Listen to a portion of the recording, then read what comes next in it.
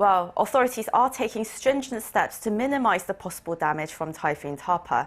But to help you and your family keep out of harm's way, our Kan Hyeong-woo has some tips.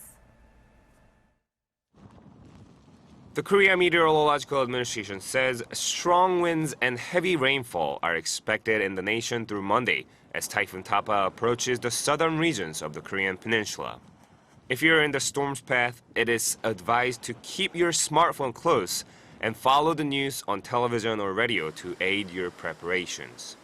Stay indoors if possible, but if you have to go out, keep away from construction sites and traffic lights. When a typhoon hits, flooding is the most common hazard, so it's important to check the sewers and drainage to make sure they are working properly. But if your property becomes flooded, do not go inside. Even if the water is drained, you should get help from the authorities as the presence of home appliances pose dangers of electric shock. If you live in an area where there might be a landslide or a flood, you should refer to your community's local evacuation plan and learn how to get to the closest safe house.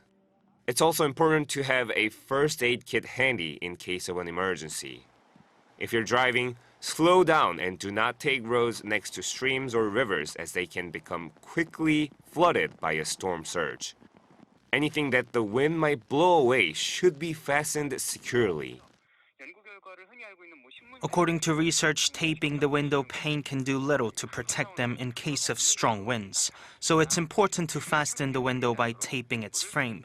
If you apply a safety film, it can also minimize the damage from shattered glass. There's no way to stop the storm from coming, but we can reduce the damage by preparing for the worst and following the advice of the emergency authorities. Kan Hyeong-woo, Arirang News.